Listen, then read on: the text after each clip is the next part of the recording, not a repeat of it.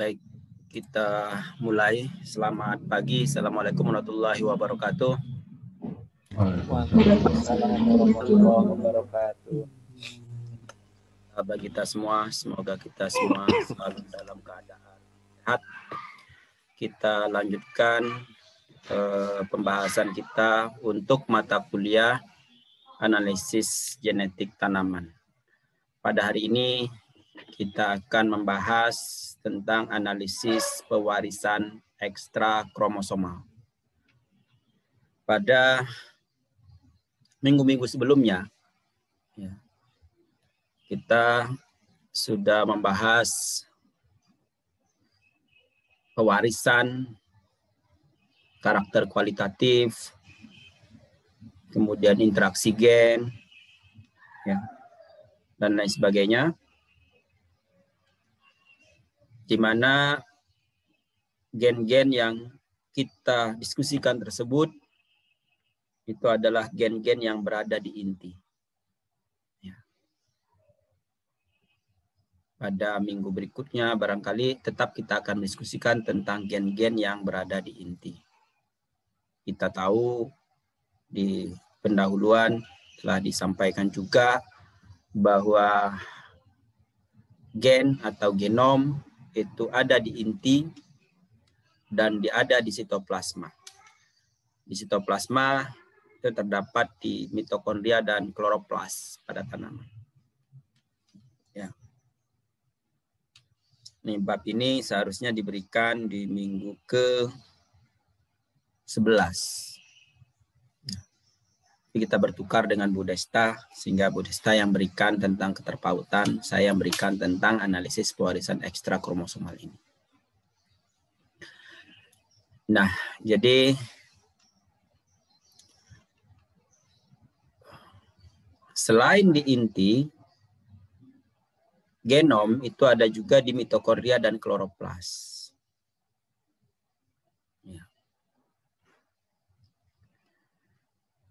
Nah, pada waktu pembentukan gamet, kita sudah mendiskusikan, pada waktu kita diskusi tentang pembentukan gamet, kita sudah mendiskusikan juga bahwa ada gamet betina dan gamet jantan. Gamet jantan itu membawa sel sperma, di mana sel sperma tersebut tidak membawa sitoplasma. Sementara gamet betina, ini ovum sel telur, ini membawa sitoplasma. Di mana sitoplasma itu tadi saya sebutkan ada mitokondria dan kloroplas. Jadi dengan demikian berarti bahwa sel gamet jantan, sel sperma, itu tidak membawa mitokondria dan kloroplas. Kloroplas dan mitokondria dibawa oleh sel telur. Ini berarti bahwa pewarisan mitokondria dan kloroplas ini tidak mengikuti pewarisan yang sudah kita diskusikan sebelumnya, yaitu peran dari bapak dan ibu ya dalam pewarisan tersebut. Ya. Nah, kalau hanya dibawa oleh ibu dan bapak tidak membawa, berarti mitokondria dan kloroplas ini hanya diwariskan melalui jalur ibu. Nah, pola pewarisan ini yang dimasukkan ke dalam yang disebut dengan ekstra kromosomal. Ya. Pewarisan sitoplasmik. Pola pewarisan sitoplasmik adalah salah satu dari pewarisan ekstra kromosomal. Pewarisan sitoplasmik. Nah, selain daripada itu, ada juga pola pewarisan lain yang melalui jalur ibu, tetapi gennya bukan di inti, bukan di sitoplasma, bukan di mitokondria atau kloroplas. Ya. Warisan melalui jalur ibu, tetapi gennya berada di inti. Yang kemudian kita sebut dengan efek maternal. Warisan jalur ibu di mana gen itu berada di inti, bukan di sitoplasma. Ya. Bagaimana caranya nanti kita akan diskusikan. Jadi yang disebut dengan efek maternal. Nah, efek maternal ini adalah juga salah satu dari pewarisan ekstra kromosomal. Dengan demikian, maka bahasan kita itu ada dua kelompok tersebut, yaitu efek maternal dan pewarisan sitoplasmik. Efek maternal itu gen yang berada di inti, sementara pewarisan sitoplasmik gennya ada di sitoplasma, yaitu mitokondria dan kloroplas. Kedua hal tersebut ini berbeda, karena gennya berbeda. Walaupun dalam satu kelompok pewarisan ekstra kromosomal, tapi keduanya berbeda. Sering orang keliru menganggap bahwa keduanya sama-sama istilahnya sama, yaitu efek maternal. Maternal efek. Efek tetua betina. Ya. Tidak selalu, sesungguhnya tidak selalu betul. Karena yang disebut dengan efek maternal itu adalah gen yang berada di inti ibunya yang kemudian yang menyebabkan fenotip pada anaknya. Ya, itu efek maternal. Sementara pewarisan sitoplasmik itu adalah gen berada di sitoplasma yang diberikan dari tetua betina kepada turunannya, kepada anaknya. Ya. Jadi kalau dalam literatur ada yang menuliskan maternal efek, perlu dicek lebih lanjut apakah betul yang dimaksud adalah efek maternal atau sesungguhnya itu adalah pewarisan sitoplasmik. Ya. Kita akan lihat satu persatu. Nah, ini adalah efek maternal. Efek maternal itu adalah efek tetua betina kepada zuriatnya. Ya. Yang masa pengaruhnya pendek. Artinya hanya satu generasi saja pengaruhnya itu. Kenapa bisa demikian? Karena bahan genetiknya yang berada di inti tadi sesungguhnya berada di inti dari sel-sel ibunya. Bahan yang dihasilkan oleh tetua betina. Jadi inti ada di ibu, genotipenya ada di ibu, ya. Genotipenya ada di ibu, yang kemudian ekspresi dari genotipe ibu itu yang berada pada anaknya, yang diteruskan kepada anaknya. Jadi ekspresinya yang dibawa oleh anak, genotipenya sendiri tetap berada di ibu. Contoh yang paling mudah dipahami adalah pewarisan ulir cangkang keong. Keong air ya. Limnae. Arah ulir cangkang keong akan sangat bergantung pada orientasi pembelahan sel yang pertama dari perkembangan embrio atau sitoplasma. Dan pembelahan sel yang pertama tadi, ya, arahnya itu adalah tergantung dari ibunya. Jadi arah ulir cangkang keong itu merupakan penampilan genotip tetua betinanya. Genotipnya ada di tetua betina, fenotipnya ada di anaknya. Jadi genetik ada pada ibunya tadi yang membuat ulir cangkang keong itu.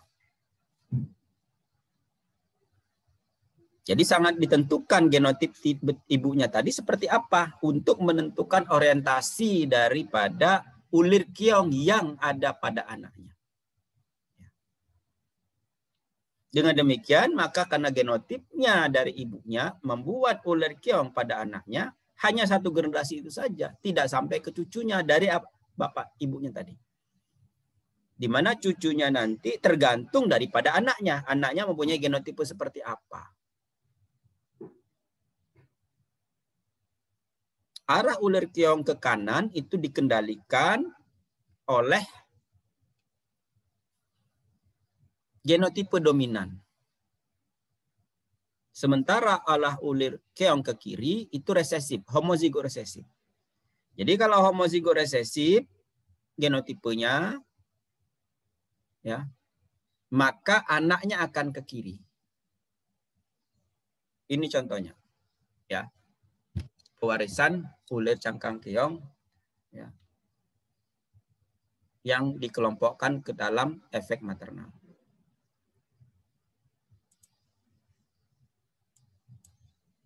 Jadi genotipe betina itu adalah homozigot dominan. Genotipe jantan itu adalah homozigot resesif. Karena genotipe betina itu homozigot dominan, maka ibu ini, genotipe ini yang menentukan arah ulir keong anaknya. Arahnya ke kanan. Ya. Homozigot dominan dan heterozigot sama akan menyebabkan dia ke kanan. Bukan genotipe yang dia punyai. Jadi genotipe ibu yang menentukan arahnya. Kita ambil contoh yang sebelah kiri. Sebelah kanan. Sebelah kiri apa sebelah kanan sini? Sebelah kiri. Sebelah kanan, maaf. Ini kanan. Sebelah kiri. Ya. Nah, jadi genotipe yang sebelah kiri ini ibunya homozigot resesif. Nah, karena ibunya homozigot resesif, maka anaknya ulirnya ke kiri. Ini beda, ya kan? Jelas bedanya.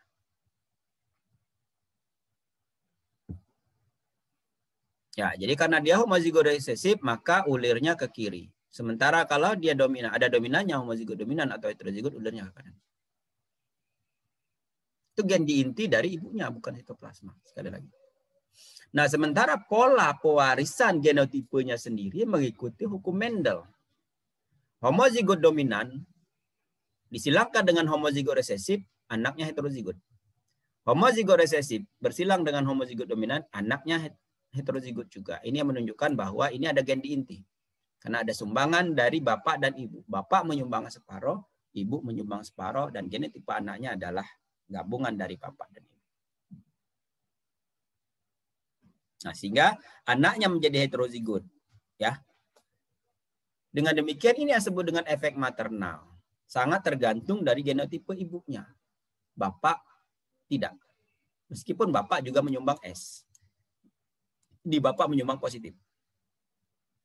Ya. Nah, jadi fenotipe anaknya bukan didasarkan kepada genetik dari anaknya ini. Ya. Bukan didasarkan pada genetiknya. Karena genetiknya sendiri adalah heterozigot. Genetiknya heterozigot. Genetiknya sama. Sama-sama heterozigot, tapi fenotipnya berbeda. Ada yang ke kanan, ada yang ke kiri. Ya. Jelas ya. Jadi fenotip yang dia punyai bukan ekspresi dari genotipe yang dia punyai. Tetapi fenotip yang dia punyai adalah hasil bentukan dari ibunya. Karena cangkang dibentuk terlebih dahulu, baru kemudian zigot diletakkan di dalamnya. Ya. Paham sampai sini? Ada pertanyaan? Ini agak pelan-pelan karena perlu pemahaman yang lebih detail. Pak, izin bertanya, Pak. Silakan. Terkait yang selfing F1-nya dari yang tetua betinanya ini kan homozigot resesif ya Pak. Tapi di F2-nya ini polanya sama dengan yang tetua betinanya itu dominan homozigot ya, arah ulirnya. Oke. Ya, belum sampai ke sana ya. Jadi belum sampai ke turunan F2-nya, baru sampai F1. Tapi F1 sudah dipahami kan ya? Jadi Sudah, F1 orientasi fenotip didasarkan kepada genetik ibunya, genotipenya sendiri mengikuti hukum Mendel. Baru kita lihat nanti ke F2. Ya. Ini ulir keong, sehingga sesungguhnya bukan F2 yang kita bayangkan di tanaman. F1 bukan hasil selfing di sini. Ya.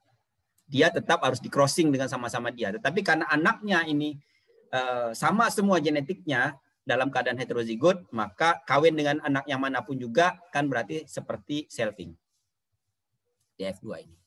Dengan catatan ibu dan bapaknya harus dipisah, jangan masuk ke sini, nanti akan mempengaruhi segregasinya. Ya. Nah, jadi yang sampaikan Mas Rahman tadi, Mas Abdul Rahman atau Rahman, terserahlah ya, sama ya. Nah, genotipe sekarang genotipe dari ibunya tidak ada kaitan lagi dengan di sini. Ini hanya ke sini. Nah, sekarang genotipe dari ibunya mempengaruhi fenotip anaknya. Tadi saya katakan hanya satu generasi. Neneknya sudah tidak terhubung lagi ke sini.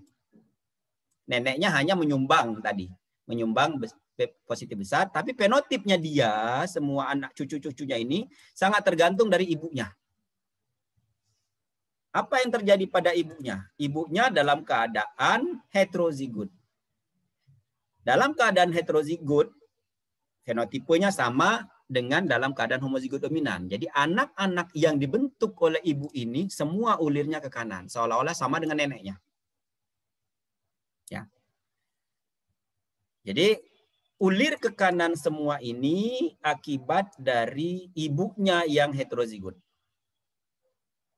Bukti yang lain adalah ini yang tidak ada hubungan dengan nenek. Dia dalam keadaan heterozigot, maka ulirnya ke kanan semua. Walaupun neneknya mempunyai genotipe homozigot resesif. Ya. Jadi ini tidak terhubung ke bawah. Dia hanya menyumbang separoh. Fenotip-fenotip ini murni tergantung dari genetik dari ibunya. Di mana genetik ibunya dalam keadaan heterozigot, maka anaknya ke kanan semua. Genotip ibunya dalam keadaan heterozigot, anaknya ke kanan semua. Paham ya sebenarnya? F2 itu adalah genetik dari F1. F1 adalah genetik dari ibunya. Gitu. Nah, dengan demikian, maka untuk mempelajari pola pewarisan Mendelnya tidak bisa sampai di F2. Karena di F2 itu ekspresi dari F1. Ini hati-hati dengan yang benih ya. Benih juga demikian kelihatannya. Untuk yang daya berkecambah segala macam ada kemungkinan kulit benih itu kan bukan dihasilkan oleh si F2-nya. Kulit benih itu dihasilkan oleh ibunya. Ya. Maka ekspresi dari F2 itu akan terlihat di F3. Maka segregasi itu ada di F3. Kita lihat bahwa ini homozigot dominan ke kanan, homozigot heterozigot ke kiri, heterozigot ke kiri, homozigot resesif ke ini salah sebut. Homozigot dominan ke kanan, heterozigot ke kanan, heterozigot ke kanan, homozigot resesif ke kiri. Dengan perbandingan 1, 2, 1 dan kemudian ekspresinya 3:1. Jadi pola pewarisan Mendeliannya 1:3:1 itu bisa terlihat pada generasi F3. Ya. Jadi kalau Bapak Ibu nanti ada kemungkinan akan mempelajari efek maternal, misalnya pada benih, maka analisisnya tidak cukup hanya sampai F2. Analisisnya harus sampai ke F3 untuk mempelajari genetik F2. Karena ada kemungkinan kebocoran benih terhubung dengan kulit benihnya. Kita tahu bahwa kulit benih itu kan dihasilkan oleh ibunya. Yang dihasilkan oleh bapak dan ibu adalah embrio di dalamnya. Endosperm dihasilkan oleh bapak dan ibu. Dengan ibu menyumbang 2, bapak menyumbang 1. Kita sudah belajar di sitogenetika. Nah, sementara yang lain kan ada kulit benih, ada daging buah, ada segala macam. Kalau daging buah saya kira kita bisa pahami. Tapi yang berhubungan dengan sel-sel yang dihasilkan oleh ibunya itu diwariskan dari jalur ibu. Sehingga kalau misalnya kita akan pelajari pewarisan daya berkecambah, pewarisan dari kebocoran benih dan lain sebagainya, itu bisa saja ada hubungan dengan kulit benih yang dihasilkan oleh ibu. Tidak melulu oleh figure embrio yang berada di dalamnya. Nah, ini harus dipahami. Ya, interaksi di antara keduanya mungkin terjadi. Paham ya sampai sini?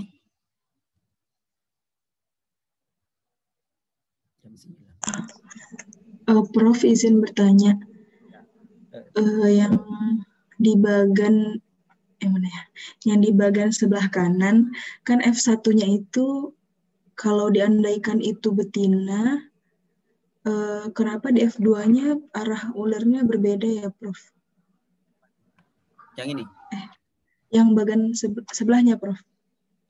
Yang bagian sebelah kanan. Ini.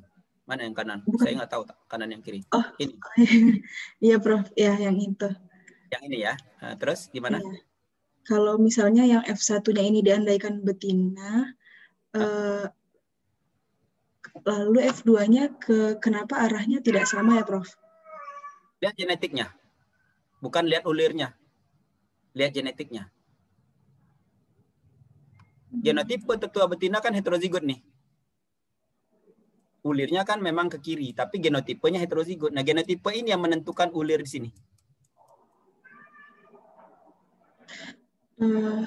Berarti maternal efeknya tidak gimana ya? Kan yang F1 ini diandaikan betina, maksudnya tetua betinanya gitu. Ya. Berarti maternal efeknya tidak menurun atau bagaimana, Prof? Bukan jadi bukan fenotipnya yang menurun. Maternal efek itu bukan fenotipnya yang menurunkan. Tetapi fenotip yang dibentuk oleh anaknya ditentukan oleh genetik ibunya. Ya, agak beda dengan pewarisan sitoplasmik. Makanya saya katakan harus betul dicermati beda antara efek maternal dengan pewarisan sitoplasmik. Kalau pewarisan sitoplasmik kan memang jalurnya sama semua dari atas ke bawah. Demikian juga fenotipnya pasti ya akan sama gitu ya. Nah, tapi kalau ini tidak, fenotipnya mungkin berbeda, tapi genetik ini akan menentukan ya. Jadi bukan karena fenotip ini anak-anak itu ke kanan semua, tetapi karena genetik yang dimiliki oleh dia. Fenotipnya dia sendiri dimiliki genetiknya ibunya tadi. Ya. Sehingga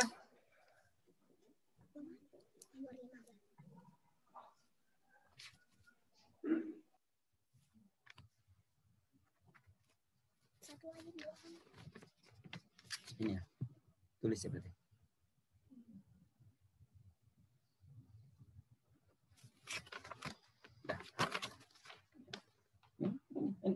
Kasih ya.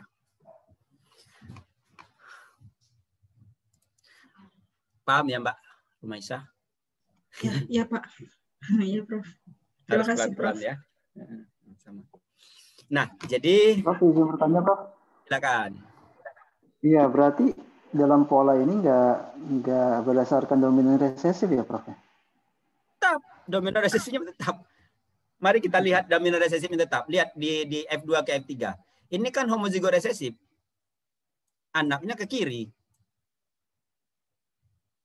Heterozigot ke kanan.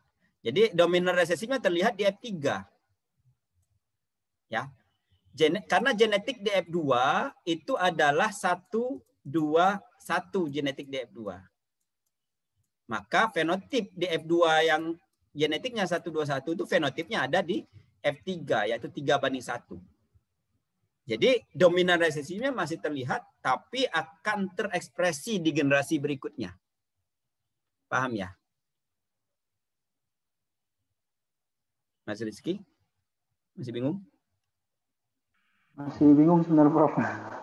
Nah, mari kita lihat dominan resesif di sini. Ini adalah perbandingan genotipenya berapa ini? Perbandingan genotipenya 1, 2, 1.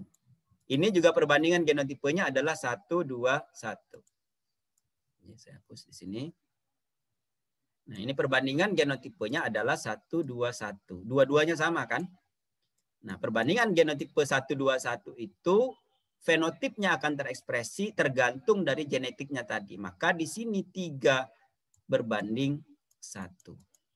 3 berbanding 1 ini yang menunjukkan bahwa ada dominan resesif. Jadi kalau satu gen dengan pola dominan resesif itu mesti 3 banding 1. Ya kan, Mas Rizky? Kita sudah pahami kemarin ya.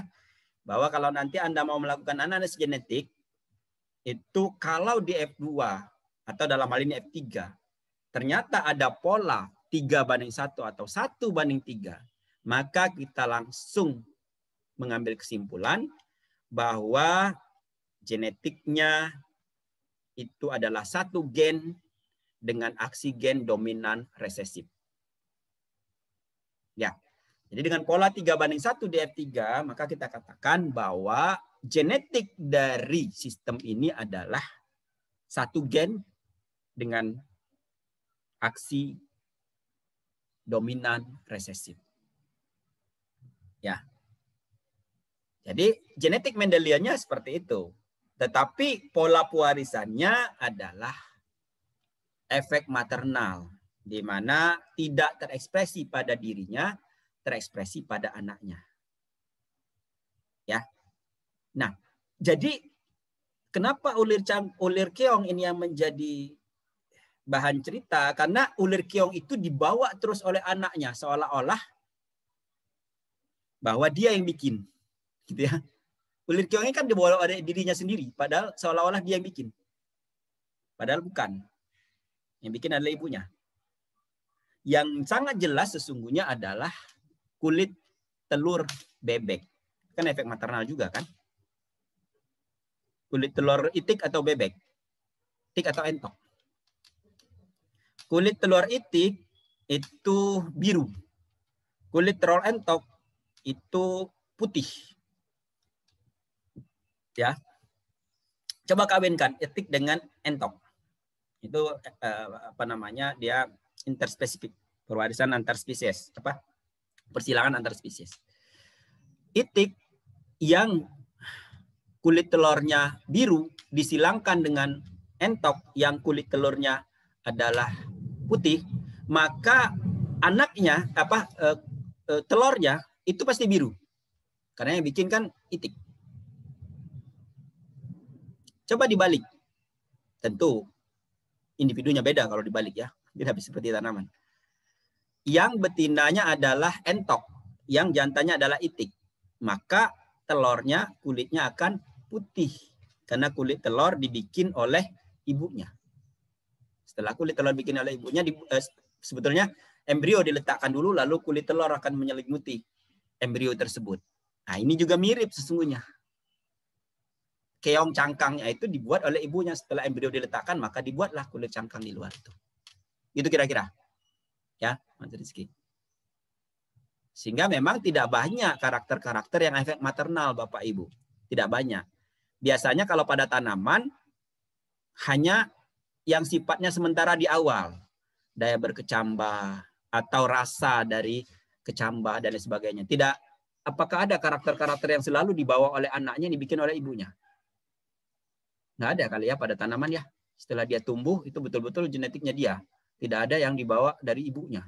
Maksud saya, tidak ada yang dibuat oleh ibunya terbawa terus. Nggak ada kan? Sepengetahuan sih tidak ada. Kalau hewan ya tadi, keong. Begitu. Kira-kira demikian ya. Mas Rizky dan teman-teman. Nah, kalau ditanyakan bagaimana genetik di F3? Ini tidak bisa diprediksi genetik di F3. Kenapa di F2 itu genetiknya macam-macam. Ada yang homozigot dominan, ada yang heterozigot, ada yang homozigot resesif. Tergantung dia pilih mana. Di populasinya kan populasi beragam. Jadi genetik di F3 tidak bisa ditentukan. Fenotipnya bisa. Genetiknya tidak bisa ditentukan karena Mendelian. Jadi kalau misalnya ternyata yang homozigot resesif kawin dengan yang heterozigot, maka dia anaknya akan 1:1. Kalau homozigot dominan dengan homozigot resesif kawin, maka anaknya akan 100% heterozigot.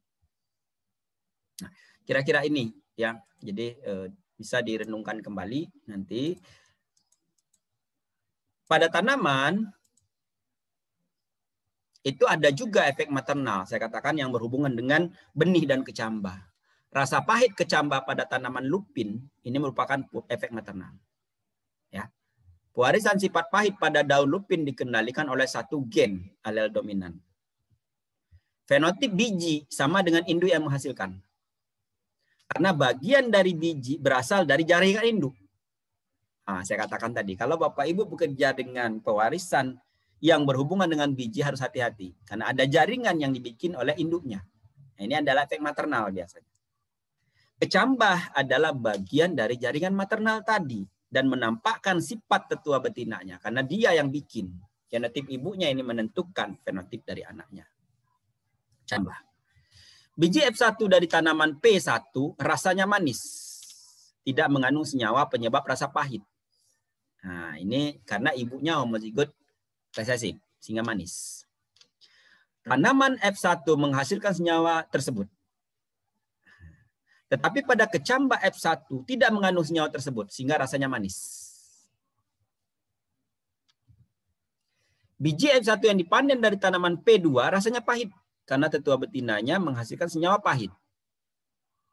Senyawa yang dihasilkan tetua betina terbawa dalam biji dan akan tetap ada dalam kecambah sehingga rasa kecambah akan pahit.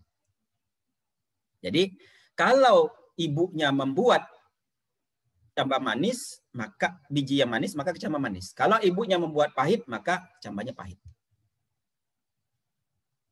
Bukan genetik dari F1-nya, bukan genetik dari anaknya. Nah, ini contohnya, ya. Pewarisan itu ada di kecambah. Kalau di daun itu adalah Mendelian. Kita ambil contoh. Pada P1 kecambahnya manis, daunnya manis, biji yang dihasilkan manis. Pada P2 kecambah pahit, daun pahit, biji yang dihasilkan pahit. Nah, kita tidak tahu genetik di P1 dan P2. Ini adalah fenotip yang ada pada P1 P2.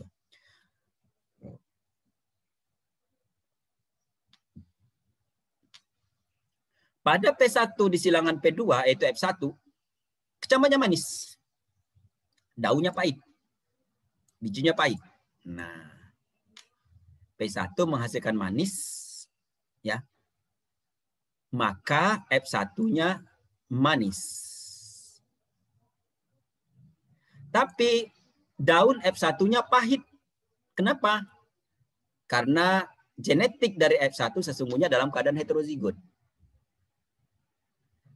Daun manis pada ibunya homozigot resesif, daun pahit pada bapaknya heterozigot, anaknya homozigot dominan, anaknya heterozigot, maka dia pahit. Ya. Jadi daun dan biji dari tanaman ya, bukan dari tanaman F1 maksudnya. Biji dari tanaman F1 itu betul-betul akibat dari genetik yang dia punya. Sementara kecambahnya itu akibat dari genetik ibunya. F2 pahit semua. Dari mana? Kenapa pahit? Karena heterozigot. F2 pada sini pahit dan manis. Kenapa pahit dan manis? Karena segregasi. Ini segregasi. Jadi F2 di sini pahit semua. Untuk menentukan genetik F2-nya maka kita harus lihat kecambah di F3. Nanti baru 3:1 tadi. Hal yang berbeda dengan F1 resiprokal. P2 disilangkan F1 itu pahit. Kenapa? Karena P2-nya pahit. Maka anaknya pahit kecambahnya. Ya, karena P2-nya adalah pahit. Daun dari P2-nya adalah pahit, maka dia pahit. Ya. Bijinya pahit, maka dia pahit. Ya. F2 ini semuanya pahit. Kenapa? Karena F1-nya pahit. di sini. Karena di sini heterozigot. Untuk F3-nya baru akan terjadi segregasi. Ini akan lebih jelas kalau kita bisa lihat di ini. Ya. Jadi, rasa pahit pada kecambah atau manis pada kecambah ditentukan oleh genetik ibunya. Ibunya menentukan ini. Ini pahit. Pahit manis ini. Pahit kuning. Ya, ini manis. Hijau manis. Ini adalah manis hijau. Ini adalah pahit kuning. Genotipenya sendiri adalah heterozigot. Heterozigot. Jadi walaupun genetiknya sama, maka fenotipnya beda. Ditentukan oleh genetik ibunya. Fenotip dari anaknya ditentukan oleh genetik ibunya ini. Nah, semuanya pahit. Semuanya pahit. Kenapa semuanya pahit? Karena ibunya heterozigot. Genetiknya bagaimana? Genetiknya 3:1. 1-2-1 genetiknya. Ya. Homozigot 1, heterozigot 2, homozigot dominan 1. Ini akan tercermin di anaknya 3:1. Di F3. Ini 3:1. Kira-kira itu. Ya, ini mirip dengan ulir keong tadi, tapi ini pada tangan. Ya. Ada pertanyaan? Dia masih bingung? Saya, Prof. Ya. Bertanya, Prof. Ya, saya jujur masih bingung, Prof. Karena yang khususnya yang di apa heterozigot di manis di F1 dan di F2 pahit nih, Prof. Ini. Ya, saya masih bingung kenapa kok anaknya semuanya pahit gitu. Karena kan itu heterozigot sama seperti di sebelah kanan tuh heterozigot. Nah, heterozigot di sini manis sementara atau memang apa kalau heterozigot pasti anaknya pahit gitu, Prof, atau gimana, Prof? Oke. Yang perlu kita lihat lagi bahwa homozigot dominan heterozigot itu memproduksi rasa pahit. Yang homozigot resesif manis, itu ya. Jadi heterozigot, homozigot pahit. Homozigot manis. Itu yang pertama. Yang kedua yang perlu kita pahami bahwa benih itu tersusun dari genetik yang berasal dari ibu dan genetik yang berasal dari ibu dan bapak. Ya. Benih juga fenotip ada sebagian itu berasal dari ekspresi ibunya, ada juga yang sudah ekspresi dari bapak dan ibu. Kita ambil contoh. Embrio itu genetiknya berasal dari bapak dan ibu. Apakah ada ekspresi embrio? Bisa kita lihat. Sementara endosperm itu ada ekspresi dari bapak dan ibu. Endosperm itu betul-betul genetik dari bapak dan ibu langsung terekspresi. Kalau manis ya manis, kalau tidak manis ya tidak manis. Contohnya adalah endosperm pada jagung. Itu sangat tergantung dari gabungan bapak dan ibu. Langsung terekspresi. Jagung manis hilang jagung manis, mungkin bisa manis. Manis dengan biasa menjadi tidak manis. Karena genetiknya sudah heterozigot di dalam situ. Langsung terekspresi pada endosperm. Karena endosperm gabungan dari bapak dan ibu. Ya. Langsung terekspresi pada saat itu juga. Nah, bagian yang ketiga adalah betul-betul dari ibunya. Kulit. Kulit itu betul-betul ibunya yang punya kekuasaan. Ya. Sehingga karena genetik ibunya, ya, kulit itu ekspresi dari ibunya. Kalau ibunya dalam keadaan homozigot resesif, maka bijinya ekspresi dari itu, dalam hal ini manis. Kalau ini contohnya, ibunya homozigot resesif, anaknya manis.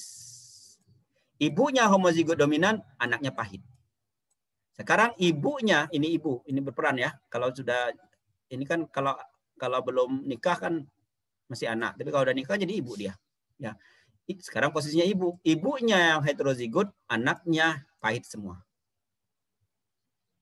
Ibunya yang heterozigot, anaknya pahit semua. Ibunya homozigot dominan, anaknya pahit. Ibunya heterozigot, anaknya pahit. Ibunya heterozigot, anaknya pahit. Ibunya homozigot, anaknya manis. Ya, sederhananya adalah untuk melihat genetik ibunya, lihatlah fenotip anaknya. Sehingga analisis untuk menentukan efek maternal itu harus sampai ke F3. Kalau dia bilang ada efek maternal ini baru sampai F2, maka studi pewarisnya belum sah. Itu kira-kira ya. Jadi kalau Bapak Ibu nanti akan mengatakan bahwa ada efek maternal khusus ini sampai ke F3. Ya. Pak, kalau pewarisan sitoplasmik bisa sampai ke F3 nggak perlu. Pewarisan sitoplasmik tidak ada hubungan dengan ini karena sitoplasmik semua jalur-jalur dari sitoplasma, tidak ada segregasi. Nah, sitoplasmik bisa diketahui ya tanpa sampai ke F3. Paham ya? Tapi kalau ada bicara efek maternal, nah dia bicara ini ada efek maternal atau tidak dan sebagainya di kesimpulan, maka Anda bisa lihat metode sampai F3 enggak? Kalau tidak sampai berarti dia salah dalam menerjemahkan efek maternal. Yang dia maksud mungkin pewarisan sitoplasmik. Paham ya? Mau direnungkan dulu, saya ke kamar mandi dulu.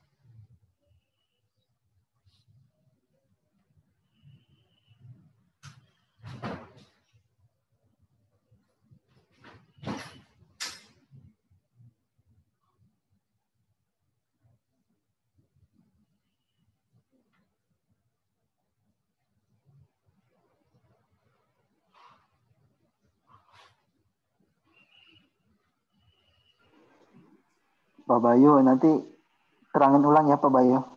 Kayaknya mengerti, paham betul. Mas Abdul.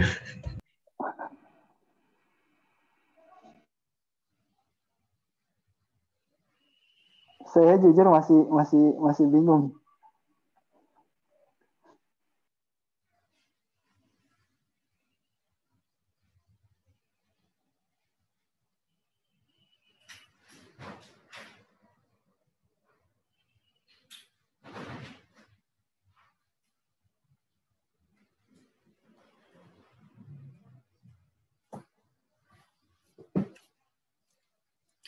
Baik, kita lanjutkan ya. Saya ada pertanyaan? Kalau masih ada pertanyaan, biasanya pertanyaan sama. Gitu-gitu juga. Jawabannya saya ulang lagi nanti. Izin bertanya, Prof. Silakan, Seko. Kalau di komoditas kelapa gitu, Prof, Ya. apakah kemungkinan terjadi juga di sabut atau di kulit setelah sabut itu terjadi maternal efek gitu, Prof? Ya, betul. Jadi kalau kita bicara tentang minyak begitu ya, Mas ya. Minyak kalau kelapa sawit kan oleh sabut itu bukan di inti ya. Minyak Ya, di sabut betul. itu kan yang dibikin oleh bapak ibunya. Maka ekspresi dari minyak itu kalau tenera yang terlihat dari biji minyak itu. Ya, ekspresinya ada di sabutnya. Gitu. Ya. Juga kalau ada hubungannya dengan cangkang. Cangkang itu kan dibikin oleh itu ibunya, ketebalan cangkang dan lain sebagainya kan. Maka kita bisa lihat di teneranya. Biji yang dihasilkan oleh tenera itu tebal cangkang seperti apa? Kita ekspresi tenera kan, padahal dia biji kalau sudah dilepas kan bukan biji tenera sesungguhnya, F2 dari tenera kan.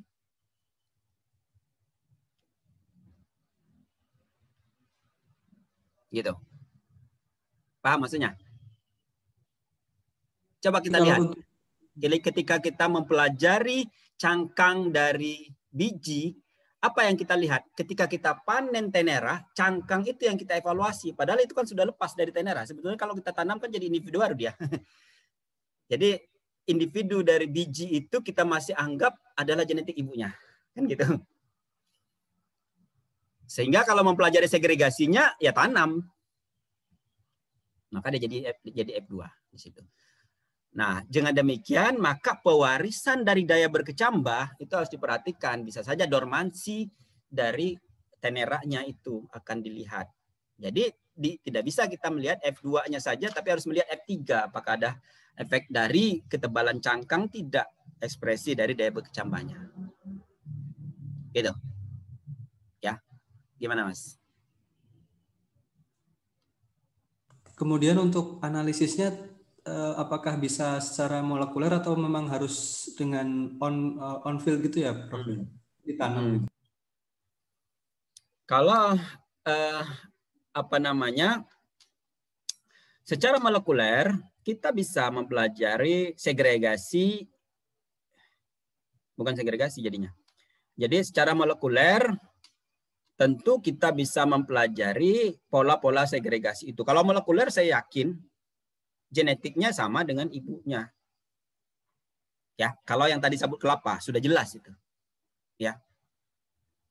Nanti genetik dari embrio yang ada di dalamnya baru akan berbeda. Jadi secara molekuler akan terlihat, bisa. Ya. Bisa. Nah, tapi harus dipisahkan dulu antara apa-apa yang dibuat oleh ibunya dengan apa-apa yang gabungan dari bapak dan ibu. Ya.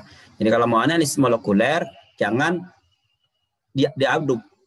Jadi harus dipisahkan, ini kulit ini sabutnya, ini cangkangnya, kemudian nanti baru embrio di dalamnya. Kalau digerus semuanya, kalau bisa digerus dicampur, nanti akan tercampur antara embrio dengan endospermnya. Harus diperhatikan ada endosperm nggak di situ ya? Ada ya harusnya. Endospermnya yang mana bagian yang ini. Jadi genetik ketiganya itu berbeda. Genetik kulit, genetik cangkang, genetik endosperm, dan genetik embrio. Ada 3 genetik di situ. Dalam biji itu ya. Dalam biji itu ada 3 genetik di situ yang berperan. Sehingga betul-betul harus diperhatikan kalau nanti analisis molekuler. Ya, kalau fenotip tentu ada interaksi dari ketiganya. Interaksinya. Ya, misalnya interaksi maksud saya gini. Daya berkecambah itu kan mesti ada interaksi dari embrio yang ada dalam menembus ketebalan cangkang atau ketebalan kulit dan ketebalan kulitnya sendiri. Interaksi itu pasti ada. Sehingga perlu dipahami betul bahwa ada kemungkinan ada interaksi itu. Mana yang kuat begitu ya dalam menentukan fenotip daya berkecambah itu. Itu ya Mas Eko ya. Baik. Kita lanjut. Jadi efek maternal memang dari tiap tahun ke tahun perlu kesabaran kita memahaminya. Saya sudah terbiasa ya, tidak apa-apa. Jadi dari tahun ke tahun memang perlu ada bahkan saya tadi membahasnya detik pelan-pelan begitu karena memang perlu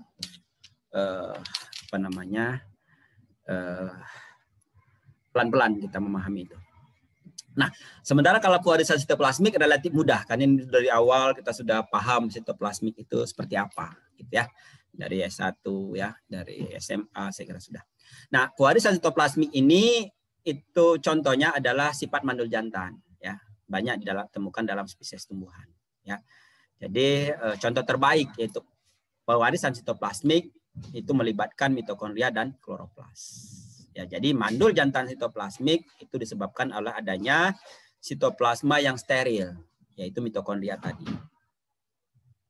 Ya. Nah, ada 3 mandul jantan, ada sitoplasmik genik, ada sitoplasmik saja, ada genik. Nah, genik ini barangkali betul-betul akibat dari gen di inti. Yang kita bicarakan yang ada hubungannya dengan sitoplasmik. Jadi mandul jantan sitoplasmik genik itu sifat mandul jantan yang dikendalikan oleh interaksi sitoplasma yang penyebab mandul tadi dengan gen pemulih fertilitas yang ada di dalam inti. Mitokondrianya bermasalah, intinya tidak bisa merecovery, maka akan mandul. Sehingga syarat mandul jantan itu harus diperhatikan. Sterilitas akan terjadi terutama jantan. Nah, ini masalahnya. Akan terjadi jika dalam sitoplasma steril dan gen pemulihnya tidak ada.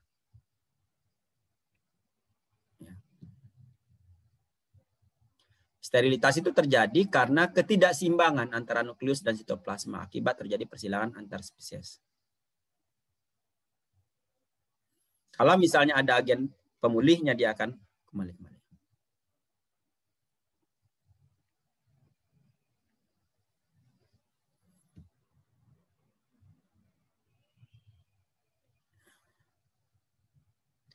Ini sitoplasmik, kemungkinan sterilitas sitoplasmik itu sitoplasmik genik yang gen pemulihnya belum teridentifikasi ya. Tadi karena gen di intinya belum teridentifikasi seolah-olah sitoplasmik saja ya. Yang genik bisa saja sitoplasmik yang fertilitasnya belum teridentifikasi ya. Sementara mandul jantan sitoplasmik dikendalikan oleh hanya sitoplasma maternal, sehingga sterilitas ini hanya ditemukan pada zuriat tanaman dari induk yang mandul jantan saja.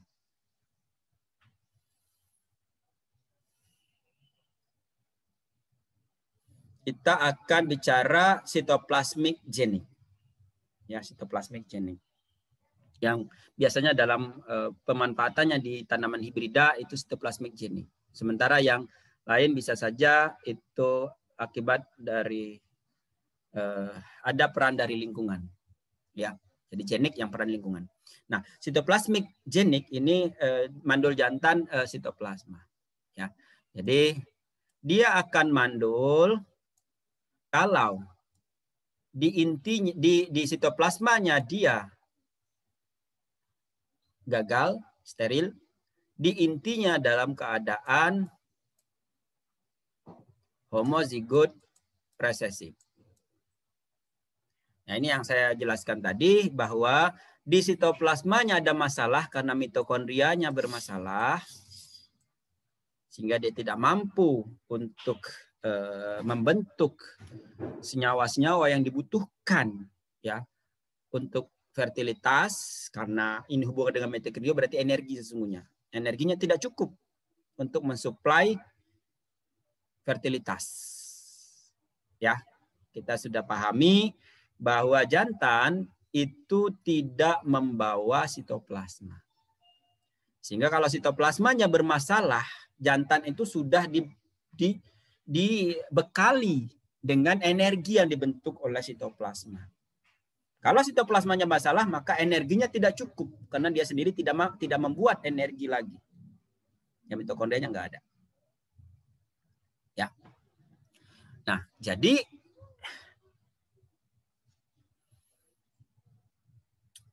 mitokondria tidak berfungsi.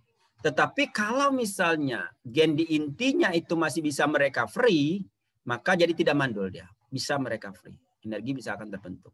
Tetapi kalau di inti itu tidak bisa merecovery, artinya di intinya dalam dan homozigot resesif, maka ini steril. Mandul jantannya. Ya.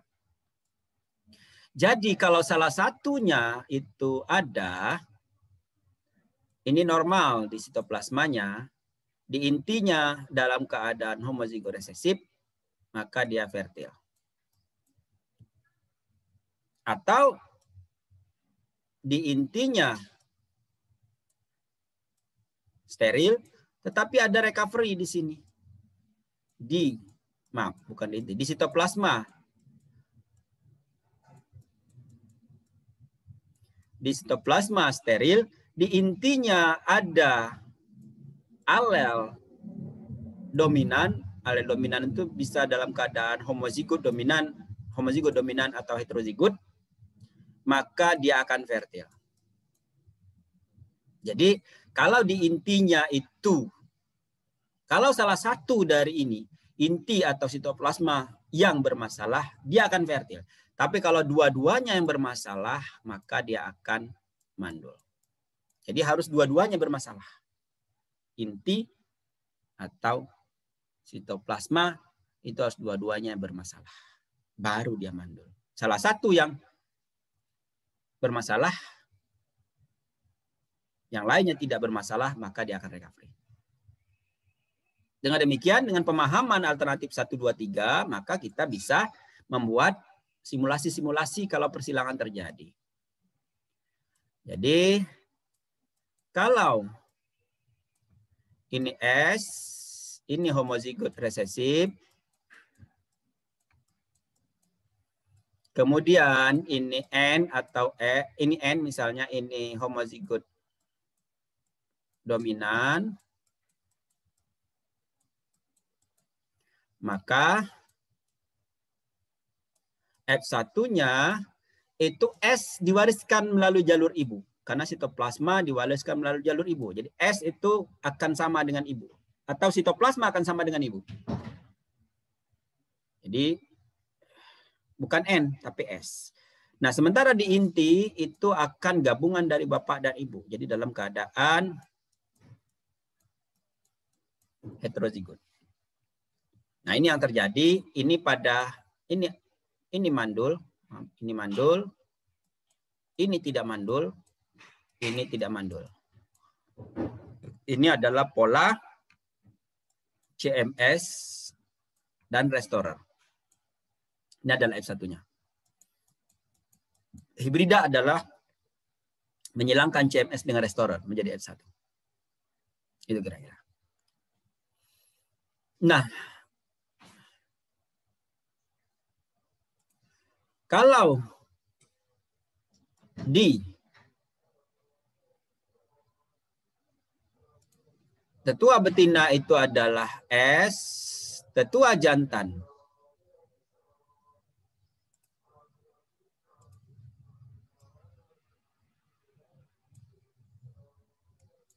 dalam keadaan N, tetapi intinya homozigot resesif, sama ini, jantan dan betina sama homozigot resesif, tapi bedanya adalah sitoplasmanya S dan N, maka ini adalah steril, ini adalah fertil. Anaknya itu tetap ini S, tapi ini berubah. Ini menjadi RF. Nah, maka ini adalah mandul jantan. Jadi ini adalah S. Nah, pola ini adalah CMS dan maintenance. Ini adalah mandul. Ini adalah bagaimana CMS dan maintenance terjadi, itu seperti ini.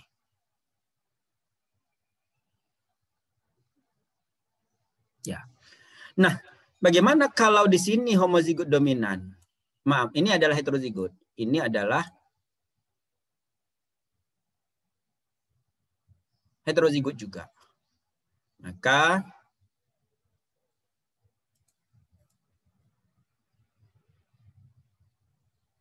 di F1 akan terjadi segregasi. Segregasinya akibat apa? Akibat dari genetiknya yang berbeda. Jadi akan ada segregasinya.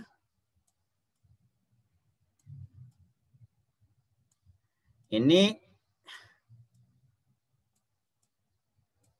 segregasinya di sitoplasma tidak ada segregasi, ini S semua. Di intinya segregasi. Ini homozigot dominan. Ini heterozigot.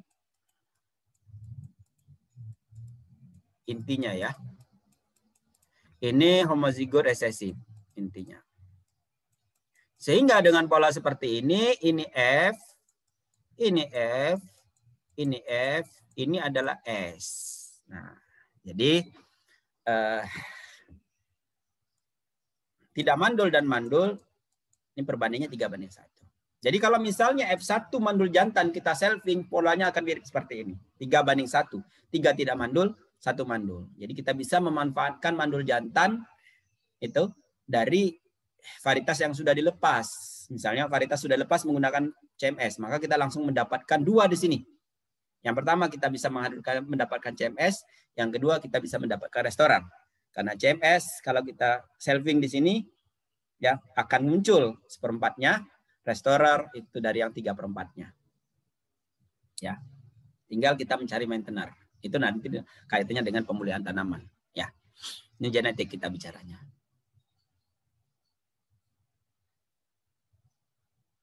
Ya.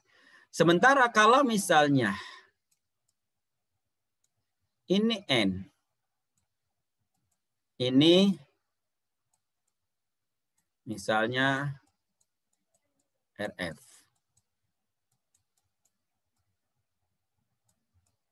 Ini S. Ini juga misalnya RF. Mari kita tebak anaknya. Ini mandul atau tidak yang sebelah kanan? Fertil atau steril? Fertil. Fertil. Yang sebelah kiri fertil atau steril? Steril. Anaknya seperti apa? Yang intinya anaknya apa? N atau S? N. Anaknya? N. N. Intinya apa? R kecil. Homozigot? Homozigot resesif. Sepakat? maka fertil. Maka fertil. Ini anaknya fertil atau steril? Fertil, Pak. Fertil. Sepakat? Tidak ada anaknya, Pak. Tidak ada anaknya, Pak. Tidak ada anaknya. Kamu jangan terjebak ya. Mentang-mentang saya ngikutin aja apa yang kamu omongin. Jadi ini tidak ada anaknya. Karena ini steril. Jelas tadi kan kita katakan steril jantan. Nggak ada anaknya. Mau siapa yang membuahi? Kalau dari sini ya tidak membuahi. Ya.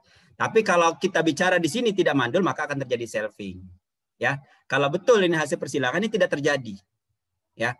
Nah, Anda bisa berargumen, bisa saja dari sini kan selfing bisa, karena dia tidak mandul kan ini.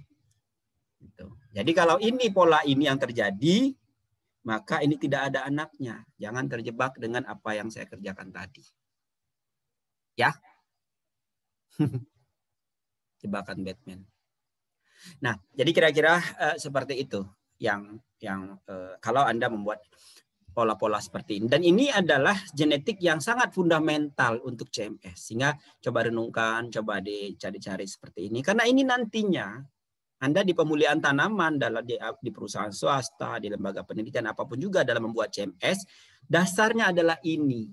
Aplikasi di lapangan macam-macam nanti terjadi. Tetapi frame kita dasarnya adalah ini. Nanti perusahaannya bilang, tolong carikan CMS-nya bagaimana? Wah, tinggal kita cek saja ini. Kalau mau dari yang sudah dilepas bisa cari atau dari spesies liar, tapi polanya seperti ini. Tinggal kita main-main kan di pemulihan tanaman. Pak, bagaimana caranya pemulihan tanaman? Udah beda lagi, karena pemulihan tanaman tidak hanya berhubungan dengan CMS. Ingat ya, F1 yang dihasilkan harus merupakan gabungan dari bapak dan ibu yang terekspresi di sana. Dengan demikian tidak semudah ini untuk mendapatkan hibrida CMS. Harus ada pemulihan di level tetua jantan, tetua betina, yang kemudian daya gabung umum, daya gabung khusus itu sudah diketahui dengan jelas, baru kita bermain dengan mandul jantan. Ya, jelas. Lanjut ya, ada pertanyaan? Prof, izin bertanya. Ya, silakan. Kalau untuk mengetahui sterilitas sitoplasma itu bagaimana, Prof? Untuk mengetahui sterilitas sitoplasma, maksudnya apa? Tadi kan yang Prof jelaskan kan sitoplasmanya steril, terus nanti intinya Ya, adalah apakah steril dengan fertil gitu ya, itu ya. Ya, nah kalau untuk mengetahui di sitoplasmanya itu steril atau tidak itu bagaimana, Prof? Untuk mengetahui apakah ada sitoplasma dia steril atau tidak. Nah, ini tidak mudah itu ya jawabannya ya. Kalau dalam populasi kita ternyata ada yang steril. Nah, ternyata ada yang steril di fenotip ya kita bicara di sini, maka kita bisa mulai tracer, mulai kita tagging. Mengapa dia steril? Berapa jumlah yang steril? Dari populasi mana yang kita punya? Itu kenapa ada anak yang steril itu? Gitu. Ya. Kita mulai pelajari sejarah sterilitasnya. Kenapa dia munculnya steril? Ya. Persilangan antar spesies, bukan. Kalau ada persilangan antar spesies, kita belajar sitogenetika kemarin. Banyak yang steril akibat dari persilangan antar spesies. Genomnya tidak beres, segregasi tidak beres. Kemudian ada triploid, ada trisomik menyebabkan steril jantan. Itu harus dipelajari dulu. Ya. Jadi kalau itu sudah tidak ada lagi masalah, tidak ada masalah dengan genom, genomnya pas diploid. Tidak ada hubungannya dengan aneuploidy, trisomik, monosomik, enggak ada. Tidak ada persilangan antar spesies, enggak ada. Sudah terlewati semua yang kita belajar di sitogenetika minggu yang lalu. Ya, 2 minggu kita belajar itu. Ya, yang menyebabkan dia steril itu. Tidak ada. Coret semuanya. Semua utuh, semua ada dalam satu spesies, tidak bicara dengan antar spesies. Nah, mulai kita curiga, mengapa dia steril? Berarti ada kemungkinan ya, 2 hal tadi. Steril itu akibat dari sitoplasmanya tidak berfungsi, intinya tidak ada restorer, tidak ada pemulih, maka dia steril. Gitu. Ya, Jadi tetap kita harus lihat populasinya ada tidak sterilnya. Kalau tidak terekspresi di fenotip itu, maka berarti kita tidak bisa mengidentifikasi. Nah, sekali kita dapat yang steril, ya, sekali kita dapat dalam populasi kita yang steril, maka berarti Bapak Ibu ada kemungkinan kita dapat maintainer atau restorernya sekaligus. Karena populasi yang tidak steril itu ada dua kemungkinan. Ya, kemungkinan dia maintainer atau kemungkinan dia ada restorernya. Kalau berasal dari selfing, tanaman selfing, kemudian tiba-tiba ada yang steril jantan, berarti kita dapat kemungkinan ada restorer di sana yang memulihkannya. Jadi dua dapat sekaligus kalau kita dapat selfing tiba-tiba mandul.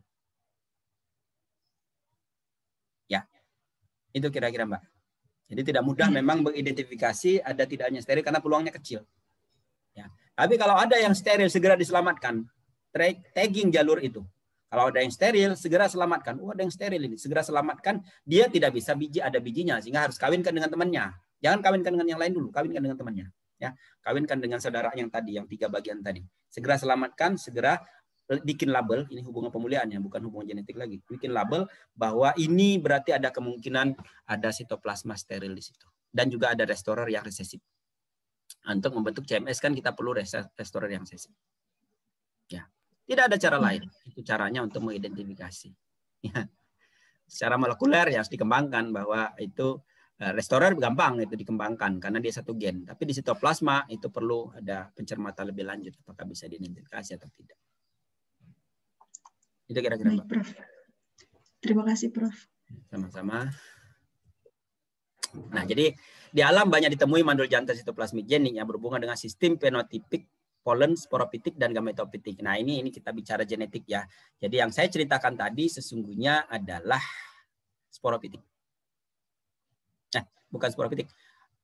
Iya, benar, sporopitik. Ya. Sporopitik itu berkaitan dengan genotipe tetua polen, bukan berkaitan dengan genotipe polen. Paham ya?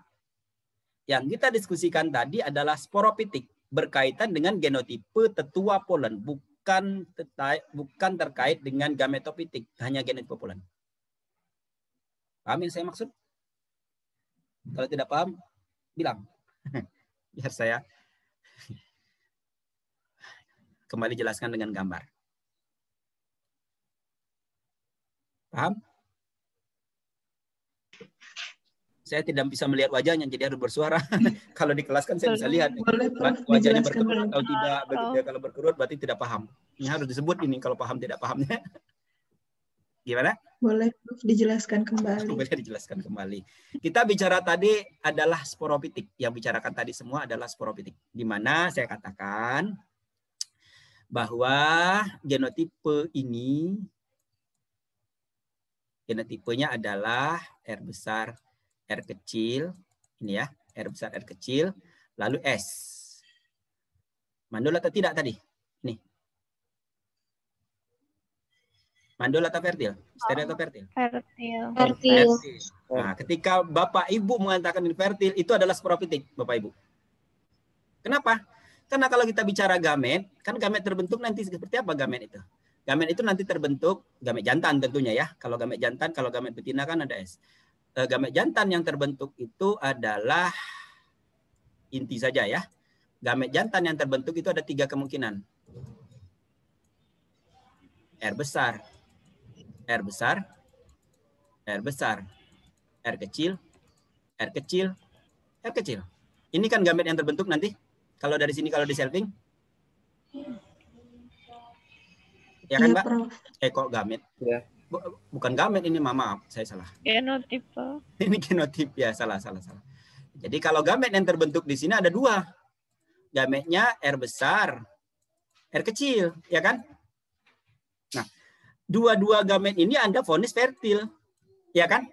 Berarti Anda sebetulnya bicara tentang sporopitik, genotipe ini dan ini. Kalau bicara gametopitik tergantung dari ini dan ini. Nah, jadi kalau gametopitik R kecil ini nanti akan steril. Gametopitik ini ada fertil. Jadi 1:1 nih fertil dan steril. Ya. Jadi gametnya akibat dari gamet resesif itu menyebabkan polennya steril. Jadi polen fertil itu hanya dimiliki oleh yang R besar. Itu namanya gametofitik. Dia tidak peduli dengan genotipe tetuanya. Yang dia pedulikan adalah alel yang dia bawa. Dominan atau resesif. Kalau resesif dia steril, kalau dominan dia fertil. Itu kira-kira bedanya ya. Paham? Jadi yang kita bahas tadi, yang Anda langsung jawab ini fertil, ini steril, itu adalah sporofitik. Kita bicara fertilitas atau sterilitas gamet didasarkan kepada tetuanya, genotipe tetuanya. Bukan genetik gametnya. Ya. Ini bukan berkaitan dengan polen saja. Gametofitik kan kaitan dengan polen. Kalau sporofitik berkaitan dengan genotipe tetua polen. Ya. Itu. Nah, jadi ini yang saya contohkan tadi ini sporofitik. Pada bawang juga sporofitik. Ada S besar, ada S berarti steril di sitoplasma, R itu ada ini fertil. Menghasilkan polen SR dan S besar R kecil yang keduanya fertil. Ini berarti sporofitik. Sementara tanaman S besar R kecil ini steril. SR yang steril. Jadi polen SR bisa fertil atau steril tergantung pada genotipe tanam yang menghasilkan polen itu tadi. Maka disebut dengan sporofitik. Ya. Dengan demikian maka polennya itu ya tergantung fertilitasnya itu tergantung daripada genotipe polen lagi genotipe tetua, di mana genotipe tetuanya akan bersegregasi seperti ini kalau ya selfing atau crossing dari tetua jantan dan betina yang heterozigot. Ini betinanya homozigot resesif, jantannya adalah R besar, R kecil, dan R kecil. Ya, maka ini dengan cara yang berbeda dengan yang saya diskusikan tadi. Sitoplasmanya adalah S betina, S pada jantan, maka dia S pada betina. Intinya R besar, R kecil, maka F1-nya R besar, R kecil.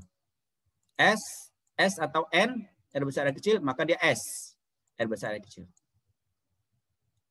S, R kecil, dengan 1 banding 1. Karena ada segregasi dari R besar, R kecil.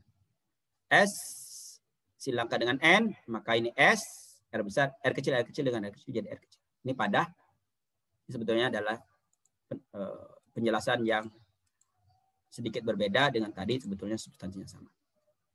Itu pada CMS. Jadi pewarisan sitoplasmik yang umum kita jumpai. Kenapa umum?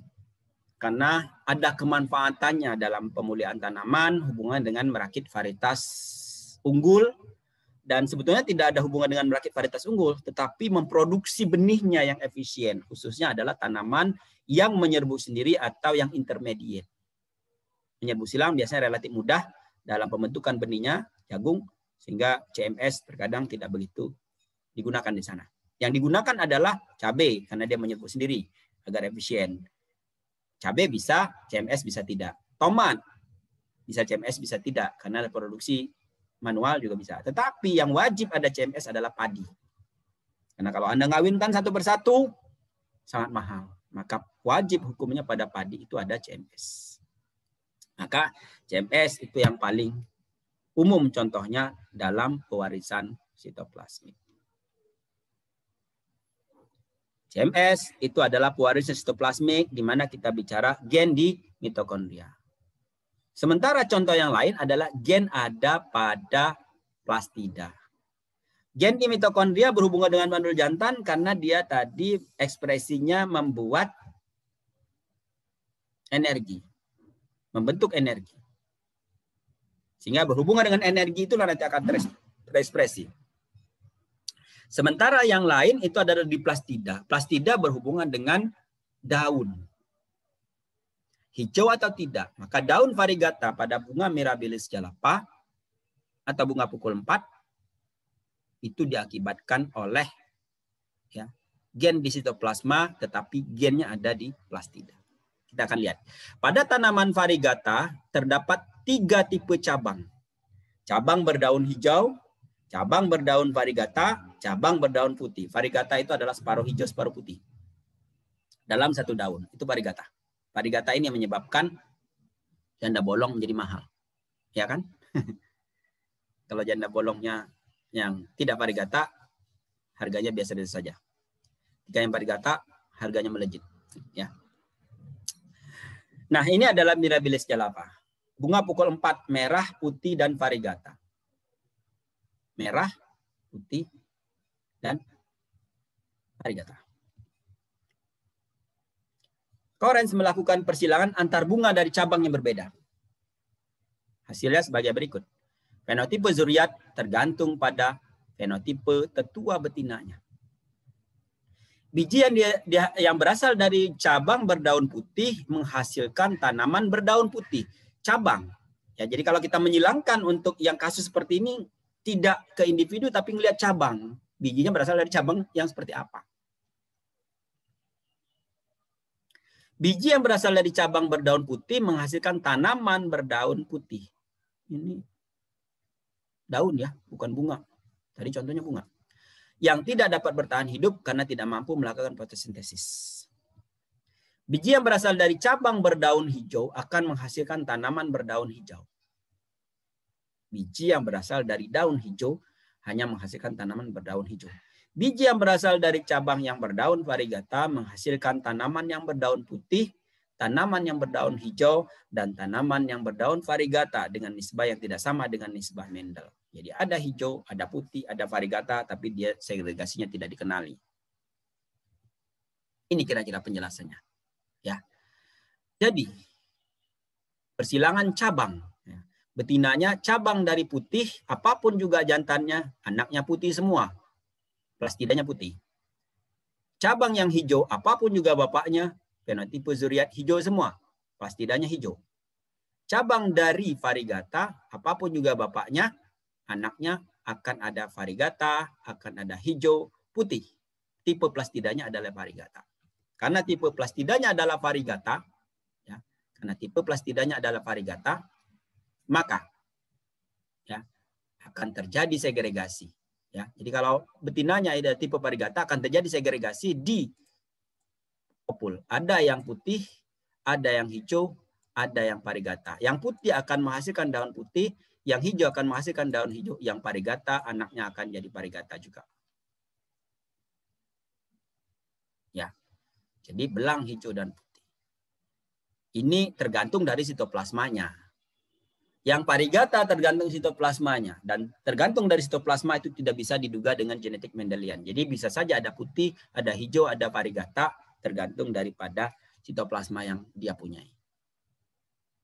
Pak, bagaimana bisa sitoplasma yang varigata ini hijau semua? Nah, ini kaitannya kelihatannya dengan persentase hijau dan putih. Kalau sel plastidanya hanya 1 yang putih atau 10 yang putih, mungkin varigatanya tidak begitu terlihat. Jadi kemungkinan varigata itu kalau sudah hampir 50% lah yang putih di sitoplasma di plastidanya yang mengalami mutasi baru muncul varigata. Tapi kalau sedikit sekali misalnya mengalami mutasi, dia akan recovery hijau. Begitu. Ya, dan sebaliknya kelihatannya seperti itu. Nah, itu pada bunga pukul 4 plastida. Contoh yang lain adalah daun. Daun ini adalah interaksi. Kalau tadi murni, pure pada plastidanya saja, kalau ini ada interaksi antara gen di inti dengan ya, gen di intinya adalah IJ yang terletak pada kromosom nomor 8 tanaman jagung dengan yang ada di sitoplasma. Jadi mirip dengan tadi mandul jantan. Tanaman jagung yang homozigot resesif terjadi kecenderungan plastida mengalami perubahan sehingga tidak membentuk klorofil. Tidak semua plastida mengalami perubahan tersebut sehingga daun tanaman jagung tersebut warna hijau bergaris-garis putih. Ya. Jika tanaman homozigot resesif sebagai tetua jantan menyerbuki tanaman hijau sebagai tetua betina, maka semua zuriatnya berwarna hijau. Jika tanaman Yojab yang homozigot resesif sebagai tetua betina hanya menghasilkan zuriat yang bergaris-garis. Nah, ini. Jadi kalau dia hijau, maka akan hijau semua. Kalau dia bergaris-garis, maka dia akan bergaris-garis. walaupun genotipenya dalam keadaan heterozigot. Ya. Jadi ini tergantung dari ibunya. Tembakau juga begitu. Jadi penyebaran mitotik plastid normal dan mutan secara acak mengakibatkan variegata belang-belang pada daun. Belang-belang tersebut dapat meluas sampai ke bagian bunga dan buah. Biji dari cabang yang berwarna putih hanya menghasilkan bibit warna putih. Biji dari cabang yang belang-belang menghasilkan bibit juga berbelang-belang. Biji dari cabang warna hijau menghasilkan bibit berwarna hijau. Kayaknya ini mirip dengan bunga pukul 4 tadi. Ya.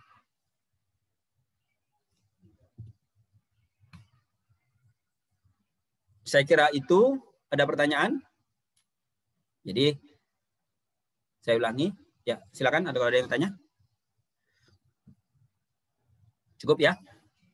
Pewarisan sitoplasmik, saya ulangi lagi, pewarisan ekstra kromosomal itu ada dua, efek maternal dan pewarisan sitoplasmik. Efek maternal itu adalah genotipe ibunya menentukan fenotipe anaknya. Pewarisan sitoplasmik adalah gen-gen yang berada di sitoplasma. Namun demikian, ada kemungkinan berinteraksi dengan gen-gen yang berada di inti, tergantung kasusnya. Ada yang berinteraksi, ada yang tidak. Dalam hubungan mandul jantan, dia berinteraksi dengan gen-gen inti. Dalam hubungannya plastida tadi, tidak berinteraksi kemungkinan dengan gen-gen inti pada kasus bunga pukul 4. Ya, dengan demikian, nanti kalau Anda akan mempelajari pewarisan ekstra kromosomal, yang Anda lakukan dalam pewarisan ekstra kromosomal adalah pertama, silangkan antara P1 dengan P2 menghasilkan F1, lalu kemudian jangan lupa resiprokalnya. P2 silangkan dengan P1. Ya. Jadi dalam studi pewarisan itu harus ada resiprokal itu untuk mempelajari ini. Kalau ada kecenderungan bahwa F1-nya berbeda antara F1 dan F1R, berbedanya seperti apa, Pak? Berbedanya bisa kualitatif, bisa kuantitatif. Berbedanya bisa kualitatif, bisa kuantitatif, teman-teman. Ya, ini saya akan jelaskan sedikit lagi di sini. Ya, jadi P1 disilangkan dengan P2, menghasilkan F1. P2 disilangkan dengan P1, menghasilkan F1R. Maka F1 dibandingkan dengan F1R. Kalau karakter kualitatif kita observasi. Ya. Ini ada perbedaan tidak? Langsung terlihat di situ. Ada perbedaan tidak? Kalau ada perbedaan langsung terjawab.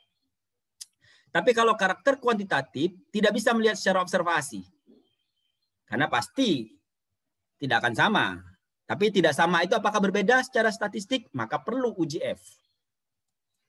Perlu dilakukan uji F. Nah, jadi kalau nanti Anda bekerja dengan karakter kuantitatif F1 dan F1R, uji F. Kalau berdasarkan uji F tidak berbeda nyata, maka berarti tidak ada efek pewarisan ekstra kromosomal. Tidak ada efek maternal, tidak ada pewarisan sitoplasmik. Tapi kalau uji F-nya menyatakan berbeda, maka kemungkinan ada pewarisan ekstra kromosomal. Teman-teman, untuk mengelompokkan apakah efek maternal atau sitoplasmik belum bisa kita lakukan di sini. Jadi kita mengambil kesimpulan sementara itu ada atau tidaknya pewarisan ekstra kromosomal. Itu lebih bisa diterima. Jadi jangan langsung memvonis efek maternal di sini. Ada pewarisan ekstra kromosomal. Baru nanti kita akan lihat apakah efek maternal atau pewarisan sitoplasmik. Kalau ada. Ya. Jadi melakukan uji F, berarti uji F statistik. Nah, karena ada uji F, maka F1 yang ditanam tidak bisa hanya 1 atau 2. Perlu ada sekelompok, karena kita bicara ragam kalau uji F. 20 lah F1. 20 F1, 20 F1R. Baru kita bisa uji F. Kalau hanya 1 atau 2 tanaman di F1 dan 2 tanam F2, maka uji F-nya akan tidak valid. Apalagi kalau 1 tanaman, nggak bisa diuji F. Untuk karakter kuantitatif. Begitu. Ya. Nah, jadi dalam studi pewarisan seperti ini, maka F1 dan F1R wajib dimunculkan. Nanti kita akan bicara tentang bagaimana mating design pada di alel misalnya. DLL yang tidak bisa ada F1 bagaimana? Maksud saya tidak ada F1R-nya gitu ya. Tidak bisa full DLL. Mana kita menyikapinya dan seterusnya dan seterusnya. Ya, kalau F1 dan F1R itu tidak berbeda, baik itu berdasarkan observasi maupun uji F, maka bisa kita gabung antara F1 dan F1R. Ya, maka penting kita katakan F1 perlu kita membentuk populasi F1, BCP1, BCP2, dan F2. Sekali lagi, pada saat kita belajar Mendelian. Jadi ada populasi pertama, populasi kedua, populasi ketiga, 4, 5, 6. 6 generasi. F1 dici dulu dengan F1R-nya. Ya. Ada pertanyaan?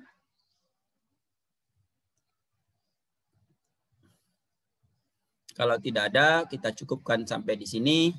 Terima kasih atas perhatian semuanya. Sampai jumpa di lain kesempatan. Nah, jadi saya amanahnya sudah selesai sampai di sini. Mulai minggu depan akan diberikan oleh Bu Desta. Kalau Bu Desta belum sehat, ada kemungkinan Pak Arya yang akan memberikan. Jadi Komti mohon diingatkan Pak Arya. Ya. Terima kasih sekali lagi. Mohon maaf kalau ada kekurangan. Billahi taufiq wal hidayah. Wassalamualaikum warahmatullahi wabarakatuh. Waalaikumsalam warahmatullahi wabarakatuh. Terima kasih, Pak. Terima kasih, Pak.